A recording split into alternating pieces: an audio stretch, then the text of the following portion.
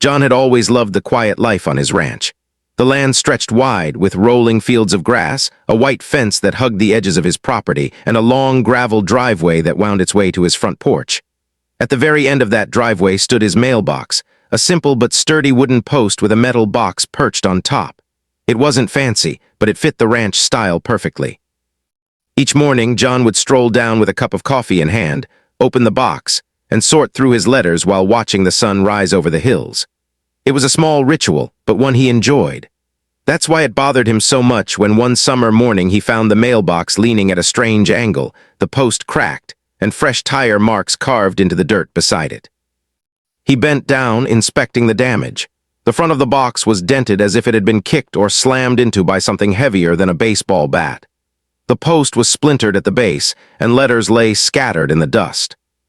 "Unbelievable," he muttered, picking up a flyer that was now streaked with mud.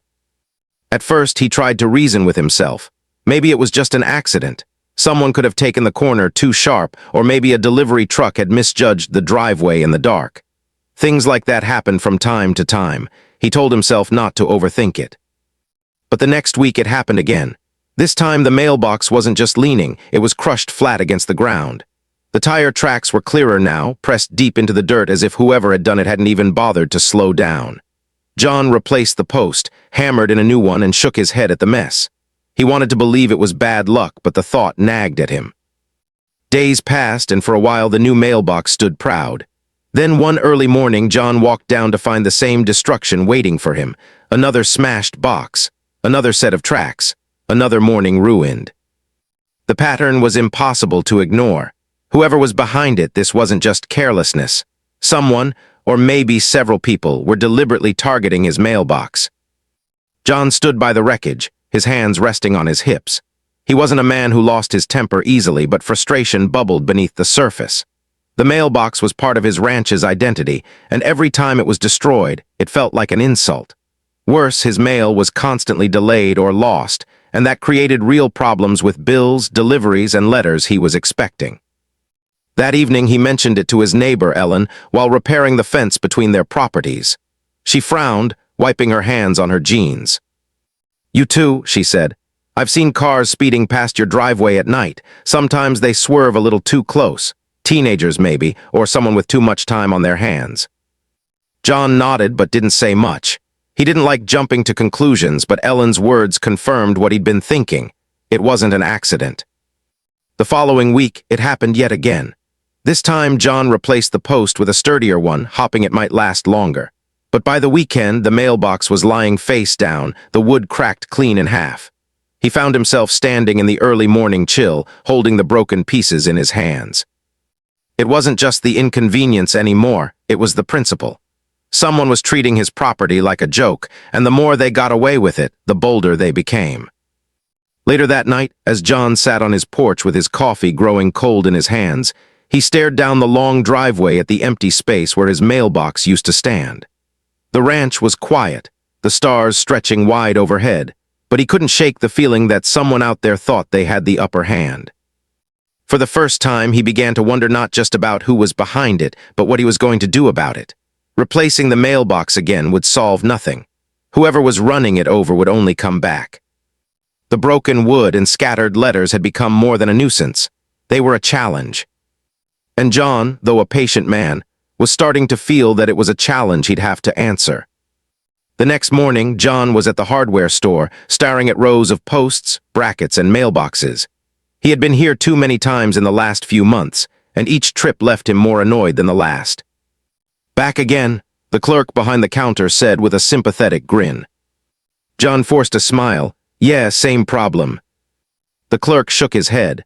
"Whoever's doing it must have it out for you. Maybe it's time to invest in something stronger." John left with a new post, some quick-dry cement, and a fresh mailbox. He drove home, the box rattling in the passenger seat, and as he pulled into his driveway, he caught sight of the wreckage from last night. The smashed metal glinted in the sun, bent at odd angles, and the broken post still lay in the ditch. By that afternoon, he had the new mailbox installed. He dug a deeper hole, set the post in cement, and reinforced it with extra support. It stood straighter than ever, and for a moment, John felt a flicker of pride. Maybe this one would last. But deep down, he knew better. Days later, his suspicion was confirmed. He woke to the now familiar sight, another flattened mailbox. The cement held the post upright, but the box itself was twisted and torn, the door ripped clean off. He crouched down, brushing the dirt from a stack of letters that had been thrown across the driveway. This time, John didn't curse under his breath. He didn't even shake his head. He just stood up, walked back to the house, and set the ruined mail on the kitchen table. He made himself a cup of coffee and sat in silence, staring out the window toward the road. It had become routine now. The mailbox was put up, smashed down, and replaced again. It was almost predictable, and that predictability bothered him most of all. Whoever was doing it was confident, even smug. They knew John would clean up the mess and put up another. Over the next few weeks, John tried different approaches. He installed a mailbox with a heavy steel post, one designed to withstand storms. That one lasted 4 days. He tried a shorter post, thinking maybe it wouldn't catch their tires so easily. That one was flattened overnight. He even bought a decorative model when he thought might at least make the culprit hesitate before smashing it. That one was gone in less than 2 days. Each failure wore on him. The money added up, but it wasn't about the cost anymore. It was about the constant frustration. Every time he replaced the mailbox, he felt like he was rewarding whoever was behind it, as if they were winning some unspoken battle. One Saturday morning, Ellen stopped by as John was hammering in yet another replacement. She leaned on the fence, her arms crossed, and watched him work. "You know they're not going to stop," she said plainly. John kept his focus on the post. "I know." "Then why keep putting up new ones?" He didn't answer right away. He drove the hammer down hard, the sound echoing across the open field. Finally, he sighed. "Because it's my mailbox, and I'll be damned if I let someone take that away from me." Ellen studied him for a moment, then nodded slowly. "Fair enough, but maybe it's time you stopped playing their game." Her words stuck with him long after she left. That night, as John sat on the porch again, he thought about what she said. He realized she was right. Replacing the mailbox every time wasn't solving anything. It was like patching a leak without ever fixing the pipe. The endless cycle of destruction and replacement was wearing him down, and whoever was doing it was only getting bolder. If he wanted to put an end to it, he'd have to think differently. He couldn't keep patching. He had to find a way to make it stop once and for all. The idea sparked in his mind slowly, like a fire catching on dry wood. Maybe there was a way to turn the game around. Maybe, instead of waiting for the next attack, he could prepare for it. He looked down the driveway at the empty mailbox standing tall under the moonlight. It wouldn't last, he knew that, but the next one didn't have to be a victim. The next one could be something more. For the first time in weeks, John smiled to himself. The replacements had been endless, but soon there would be no more need for them. Because he was going to build something that couldn't be broken. For days after his decision to change tactics, John's mind was restless. Every time he stepped outside and glanced toward the road, his thoughts circled back to the same questions. Who keeps doing this? Why here, why me? The destruction hadn't felt random for a long time. If it were just kids messing around, surely they would have moved on by now. But the persistence, the deliberate targeting, made John wonder if there was more to it. One evening, he sat at the kitchen table with his notebook open. He began listing the times his mailbox had been hit. He jotted down the dates, trying to spot a pattern. Most of the incidents happened late at night, usually on weekends, but it wasn't consistent enough to predict with certainty. He tapped his pen against the paper. "Somebody's doing this on purpose," he muttered to himself. His neighbor Ellen seemed to suspect the same thing. A few days later, she came by while John was checking the latest batch of bent screws and dented sheet metal that once passed for his mailbox. "You know what I think," she said, lowering her voice as though the wind might carry her words down the road. "It's not kids, it's someone who doesn't like you." John raised an eyebrow. "Doesn't like me? I hardly bother anyone." "That's exactly why," Ellen replied. "Some folks can't stand peace and quiet. Maybe someone's jealous. Maybe they think you've got it too good out here." John frowned. He lived a simple life, working his land and minding his own business. But Ellen's words stirred something in him. Could someone really hold a grudge against him over nothing more than a mailbox standing proudly by the road? That night, John decided to keep watch. He brewed a pot of strong coffee, pulled up a chair on his front porch, and sat in the shadows with a blanket around his shoulders. The crickets chirped in the tall grass, and the occasional car rumbled past on the gravel road. Hours ticked by, the coffee cooled, and his eyelids grew heavy. But no one came. The next night he tried again, and the night after that. For nearly a week, John found himself staying up late, scanning the road for headlights that slowed just a little too much. He caught nothing but silence. Then, on the seventh night, he heard it. The low growl of an engine rolled across the dark fields. Headlights crept along the road, slower than they should have been at that hour. John leaned forward, his heart thudding in his chest. He watched as the vehicle edged closer. It was a dark pickup truck. Its lights flickered briefly as it passed Ellen's driveway, then steadied again. When it reached his property, the truck slowed even more. For a split second, John thought it might stop. His breath caught. But then the driver pressed on the gas and rolled past without incident, disappearing down the road. John exhaled slowly, trying to steady his nerves. It could have been nothing. Just a late-night driver being cautious on the gravel road. But something about the way that truck slowed had unsettled him. The next morning he walked down to the road and studied the gravel near the mailbox. Fresh tire marks cut deep into the dirt shoulder. They weren't from a car simply passing by. They were from someone pulling close, maybe even pausing. Suspicion hardened into certainty. Whoever was doing this wasn't just careless. They were watching, waiting. That day, John visited the small town's general store. He picked up a trail camera, the kind hunters used to monitor deer paths, and a few sturdy straps. On his way out, he ran into Hank, a long-time rancher who lived a few miles down the road. "Mail trouble again?" Hank asked, eyeing the camera box under John's arm. "You could say that," John said. Hank chuckled, though his eyes carried a hint of concern. "You're not the first. A couple folks had their boxes knocked down last year, but yours seems targeted. Be careful, John." That evening, John mounted the trail camera in a tree near the edge of his property, angled perfectly at the mailbox. It was discreet, hidden among the branches, but it had a clear line of sight to the road. For the first time in weeks, John felt a spark of hope. The endless cycle of destruction might soon give way to answers. When he finally went to bed, he did so with a restless anticipation. Whoever was behind the wheel of that truck, or whatever vehicle came next, would no longer be just a mystery in the night. They would be caught in the act. And once John had proof, the game would change forever. The following morning, John woke earlier than usual, driven by anticipation. The trail camera had been quietly recording through the night, and he was eager to see what it might have captured. With a thermos of coffee in one hand, he walked down to the tree near the mailbox and carefully unstrapped the device. Back inside his kitchen, he plugged the memory card into his laptop. His heart raced as the screen filled with thumbnail images, mostly shots of deer, rabbits, and the occasional raccoon wandering across the road. Hours of stillness were captured in crisp night vision frames. He scrolled through quickly until he reached the early hours of the morning. There it was. A dark pickup truck pulled to the side of the road right in front of his property. The time stamp read 2:13. The truck idled for a moment, its headlights glaring across the gravel. Then, in the next frame, it inched closer, so close the lens captured the edge of its bumper. But just as John leaned forward, expecting to see the familiar crash of destruction, the frames went black. The camera had stopped recording right when it mattered most. John groaned in frustration. Either the batteries had died or the vehicle's lights had caused some sort of interference. Still, he wasn't completely empty-handed. He now had proof that the late-night driver was indeed slowing down deliberately at his mailbox. This wasn't random. That realization shifted something in him. Anger gave way to determination. If someone wanted to keep targeting his mailbox, fine. He would give them a challenge they wouldn't soon forget. For the rest of the day, John worked on his first clever solution.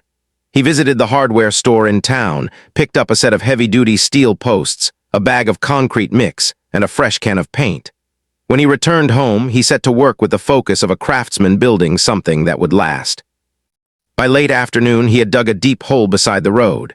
Into it, he planted a thick steel post, anchoring it firmly with concrete. He allowed the foundation to set as the sun dipped lower across the horizon, painting the ranch in warm gold. Once the concrete was solid, he bolted a new mailbox onto the post, this time reinforced with metal brackets. It wasn't just a mailbox anymore. It was a fortress. When Ellen stopped by on her evening walk, she whistled at the sight. Well, John, if someone wants to knock that one over, they'll need a bulldozer. John smiled. That's the idea. The following nights passed quietly. Each time John checked the trail camera, he saw nothing more than the usual animals wandering under the moonlight. His reinforced mailbox stood tall and unscathed, the paint still gleaming in the sunlight. For a brief moment, he allowed himself to believe the problem was over. But deep down, he knew it was only a matter of time. Whoever had been targeting him wouldn't simply give up. Sure enough, on the fifth night, his fears were confirmed. He woke to a loud metallic clang echoing across the ranch. Throwing on his boots, he rushed outside, flashlight in hand. His heart thudded against his ribs as he sprinted toward the road. The gravel crunched under his steps, and when the beam of his flashlight landed on the mailbox, his breath caught. The box was still standing, upright and strong, but its front door was bent inward, crushed as if someone had rammed it with a bumper. Pieces of chipped paint and scratched metal littered the ground. The steel post, however, hadn't budged an inch. John's lips curved into a grim smile. "So you tried again," he murmured, "but this time you lost." The trail camera confirmed it. At 1:47 a.m., the same dark pickup had approached. The headlights beamed brightly, then the truck veered sharply toward the mailbox. The impact was captured clearly, sparks flashing as the bumper scraped against the steel. In the final frame, the truck jerked back onto the road and sped away. For the first time, John felt a surge of triumph. His reinforced mailbox had endured the assault. Whoever had been behind the wheel must have felt the sting of defeat, or perhaps the sting of a dented bumper. The victory was sweet, but it also carried a warning. The driver was persistent, and persistence could mean escalation. That evening, as John reviewed the footage once more, a thought struck him. Building a strong mailbox had worked, but strength alone wouldn't solve the problem. If he really wanted to put an end to this, he would need to get smarter, not just tougher. He leaned back in his chair, eyes narrowing as new ideas began to form. The mailbox had won the first battle, but the war was far from over. And John was ready for the next round. For a few days, the ranch was quiet. John kept checking his new mailbox, half expecting to see fresh dents or scratches, but it stood firm, defiant against the country road that had claimed its wooden predecessors. The reinforced steel post had sent a clear message. He was no longer an easy target. Still, John knew that silence didn't always mean surrender. Whoever had been behind the wheel of that pickup truck might be nursing a bruised bumper and an even more bruised ego. That sort of resentment had a way of festering. The confirmation came one evening just as the sun slipped below the horizon. John was in the barn, finishing up chores, when the sound of tires crunching gravel carried faintly across the fields. He set his pitchfork aside and walked outside, peering down toward the road. A dark pickup had slowed in front of his mailbox. John froze, watching carefully. The truck lingered, its brake lights glowing in the twilight. Then, without warning, the engine revved and the vehicle lurched forward, grazing the mailbox before swerving back onto the road. The impact wasn't enough to topple the steel post, but it bent the mailbox door further and left another streak of scraped paint along the side. John clenched his fists. This wasn't just a prank anymore. It was deliberate, escalating behavior. The driver wasn't satisfied with destroying a mailbox. They were testing him, pushing boundaries, waiting to see how he'd respond. The next morning, John showed Ellen the damage. She frowned, shaking her head. "Whoever's doing this has too much time on their hands. You ought to call the sheriff, John." "I could," he admitted, "but right now all I've got is blurry night footage and a dark truck. No license plate, no clear face. The sheriff's hands would be tied." Ellen tapped the steel post with her knuckles. "Well, you've built something strong enough to take the hits, but strength isn't enough, is it?" John gave her a half-smile. "Exactly, it's time to get clever." That afternoon, he drove into town again, this time with a different shopping list. He picked up a pair of solar-powered floodlights, motion sensors, and a small lockbox to mount inside the mailbox. If the driver wanted to keep playing games, John would shine a spotlight on them, literally. By dusk, the setup was complete. The trail camera had been repositioned for a wider angle. The motion sensors were wired to the floodlights, ready to blind any late-night intruder. And tucked inside the mailbox was the lockbox, designed to rattle and clang if shaken violently, just enough noise to make anyone think twice. That night, John sat on his porch with a cup of coffee, waiting. The crickets chirped in steady rhythm, the air warm with the scent of cut hay. Hours passed, and fatigue tugged at his eyelids. Just when he thought nothing would happen, the familiar growl of an engine drifted down the road. The pickup. It rolled slowly past the ranch, its headlights cutting across the fence line. Then it braked hard in front of the mailbox. The moment the tires stopped, the motion sensor triggered. The floodlights flared to life, bathing the road in a searing glow. The pickup hesitated, engine idling, caught like an animal in a trap. John leaned forward, heart pounding. "Got you," he whispered. But instead of backing down, the driver reacted with fury. The engine roared, and the truck swerved sharply into the mailbox, slamming into it with enough force to rattle the ground beneath John's boots. Metal screeched, the lockbox inside clattered loudly, and sparks flew as the bumper scraped against the steel post. The mailbox remained upright. The truck, however, lurched back onto the road with its front fender visibly dented. The driver hesitated for only a second before speeding away into the night. John sat frozen on the porch, the adrenaline coursing through him. His setup had worked. The lights, the camera, even the sound of the rattling lockbox had likely startled the driver. But the sheer aggression of the attack chilled him. Whoever this was, they weren't just a prankster. They were angry, reckless, and dangerous. The next morning, he reviewed the footage. This time, the camera had captured more detail. The floodlights illuminated the truck clearly enough to make out its shape, its dented bumper, and the faint reflection of something metallic on the dashboard. But the license plate was still just out of range, obscured by the angle. It was progress, but not enough. John rubbed his chin thoughtfully. He had managed to withstand the driver's fury twice now, but each time the attacks grew bolder. Sooner or later, the truck wasn't just going to dent his mailbox. It was going to cause a real accident and possibly hurt someone.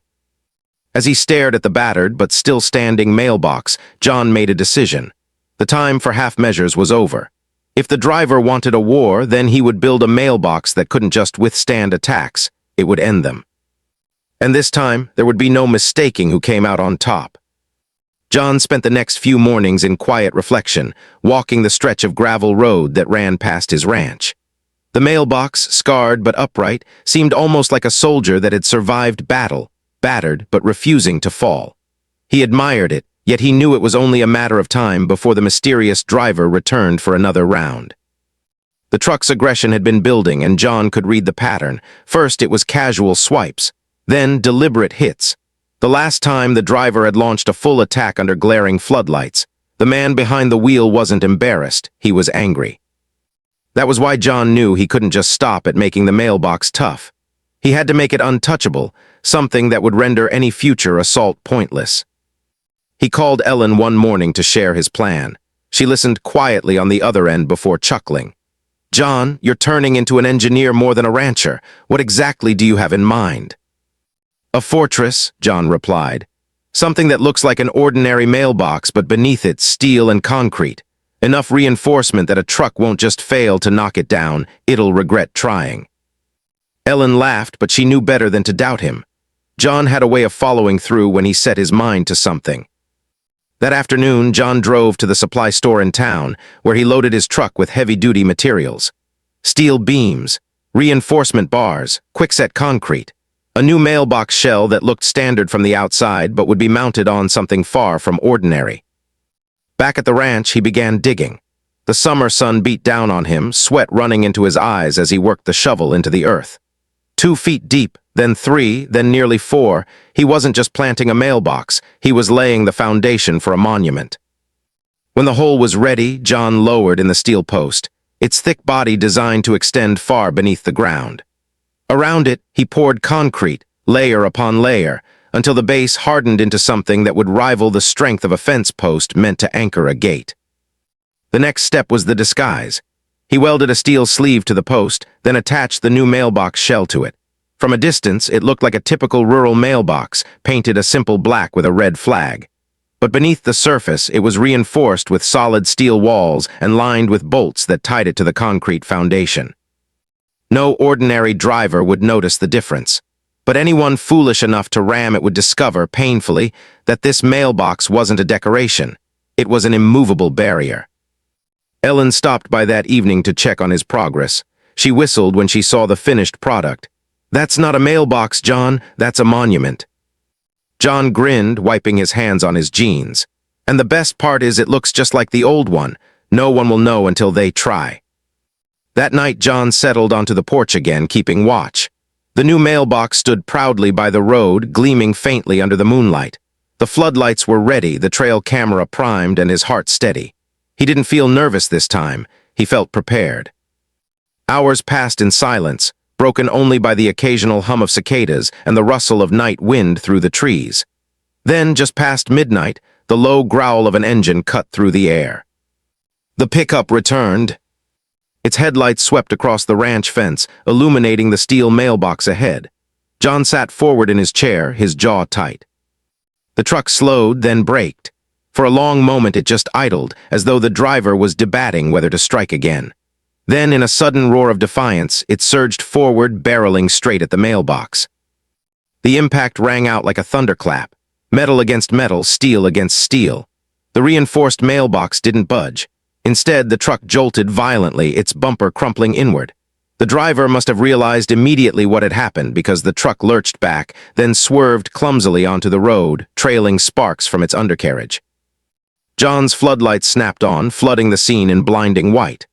The camera clicked away, capturing every detail. The dented grille, the cracked headlights, the twisted license plate that finally came into view. The truck didn't stop to fight this time. It fled, limping down the road, engine whining in protest. John stood slowly, exhaling a long breath. He knew he had finally won. The mailbox wasn't just standing, it was unscathed. His plan had worked. Still, he couldn't shake the thought that lingered in his mind. The driver wouldn't just give up. Now that he had both evidence and victory on his side, the battle was shifting from a test of steel to a test of will. And John was more than ready. John awoke the next morning to the sound of his phone buzzing against the nightstand. Blinking sleep from his eyes, he reached for it and saw Ellen's name on the screen. "John, did you see the footage yet?" she asked, her voice buzzing with urgency. "I saw it last night," he replied, stretching. "The truck rammed the mailbox and left in worse shape than it came. I've got the license plate on camera this time." There was a pause, then Ellen's voice softened. "That's good, but you should know. Word spreading around town. Folks are talking about someone who's been bragging in the diner about teaching you a lesson. Says your mailbox dented his truck and he's not done with you." John sat up straighter, his heart steady but alert. So the mystery driver was no longer a shadow in the night. He was a man with a grudge, reckless enough to speak about it in public. That evening, John reviewed the camera footage again, pausing on the image of the license plate. The numbers were clear, and the make of the truck was undeniable. He finally had enough evidence to confront the situation head-on. But he wasn't reckless. John had lived long enough to know that battles were won with patience, not just force. Instead of marching into town with accusations, he called the sheriff. Sheriff Daniels was an old acquaintance, a man who had grown up in the county and respected John's quiet, steady reputation. After John explained the situation, Daniels let out a low whistle. "You've handled this better than most folks would have, John," the sheriff said. "Mailboxes get knocked down now and then, but this is deliberate. You got proof, I'll back you up. Just don't go looking for a fight yourself." John agreed, though in his gut he knew the fight might still come to him whether he wanted it or not. That night he didn't sit on the porch with coffee. Instead, he parked his truck near the barn, floodlights off, and waited in the shadows. If the driver came again, John wanted to be ready, not just to catch him on camera, but to end the cycle once and for all. Around midnight, the familiar rumble returned. The truck rolled slowly down the gravel road, its headlights cutting across the fields. It didn't charge right away this time. Instead, it crept closer, stopping near the indestructible mailbox as though testing the waters. John could just make out the silhouette of a man in the driver's seat. He sat there, engine idling, staring at the mailbox that had withstood his attacks. Then, in a burst of anger, the driver swung open the door and stepped out. He was younger than John expected, maybe mid-30s, broad-shouldered and restless. In his hand was a crowbar gleaming faintly under the moonlight. "So that's your game?" John muttered under his breath. The man stomped toward the mailbox, lifting the crowbar. With a metallic clang, he slammed it against the side. The blow rang out, but the mailbox held firm, barely scratched. He tried again and again, grunting with effort, each strike bouncing back as though mocking him. John stepped forward from the shadows, his voice steady. "That's enough." The man froze, crowbar in hand, before spinning toward the sound. His eyes widened when he saw John standing tall near the barn, floodlights snapping on to bathe the scene in bright white. "You," the man spat. "You think you're clever building a tank for a mailbox. You ruined my truck." John kept his voice calm, though his gaze was sharp. "You did that to yourself, and now you're trespassing on my land with a weapon in your hand. The sheriff already has your plate and the footage. You're done." For a moment, the driver looked as though he might swing the crowbar at John instead. His grip tightened, his shoulders tensed. But then the sound of tires crunched on the gravel road. A second set of headlights approached, flashing red and blue. The sheriff's cruiser pulled up behind the truck. Sheriff Daniels stepped out, hand resting on his holster but eyes cool and steady. "Evening, gentlemen," he said. "Looks like I showed up right on time." The man dropped the crowbar with a clatter, his bravado crumbling. Daniels moved in swiftly, securing him without a struggle. John watched silently, a wave of relief washing over him.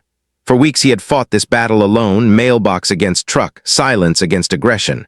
Now, with the sheriff's arrival, it was clear. The fight was finally over.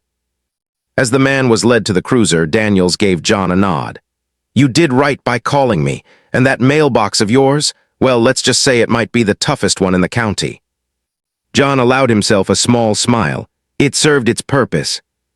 But as he turned back to the ranch, he realized it had been more than that. The mailbox wasn't just about mail. It was about standing his ground, refusing to be intimidated, and proving that resilience could outlast recklessness every time. The morning after the sheriff hauled the intruder away, John sat on his porch with a steaming cup of coffee.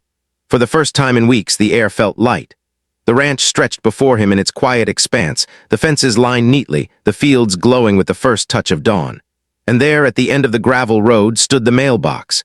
It was a little scarred, with scratches from the crowbar, but otherwise strong and proud, like a sentinel guarding his home. Ellen drove up a little later, parking her truck near the barn. She stepped out, waving a hand in greeting. "So, you finally got him, huh?" she said, her tone bright but edged with curiosity. John nodded. "Sheriff took him in. Turns out he's been a nuisance around town for a while. Guess he decided I was his target this time." Ellen leaned against the porch railing, looking toward the road.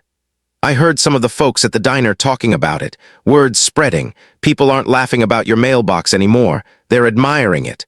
You stood your ground, John, and you did it without losing your head."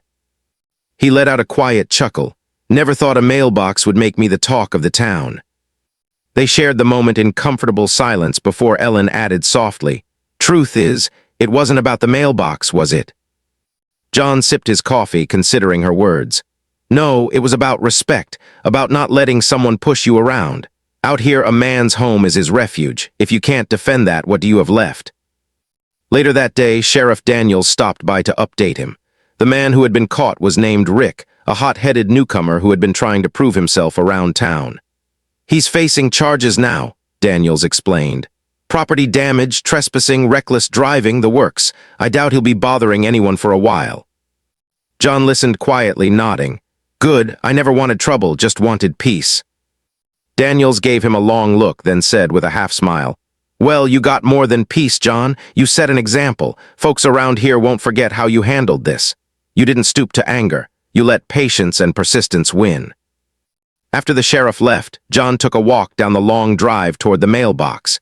He ran a hand over its dented side, the metal still cool under the afternoon sun. In a strange way, he felt grateful for what it represented. It wasn't just a container for letters and bills. It was a symbol of endurance, of weathering storms and standing firm against pressure. That evening, a few neighbors stopped by with pies, casseroles, and warm words. It seemed everyone had heard the story by then. Some laughed about the irony of a mailbox becoming a fortress, while others praised John for his patience. "You showed us what it means to hold your ground," one older neighbor told him, shaking his hand. "You didn't lash out, but you didn't back down either. That's rare these days."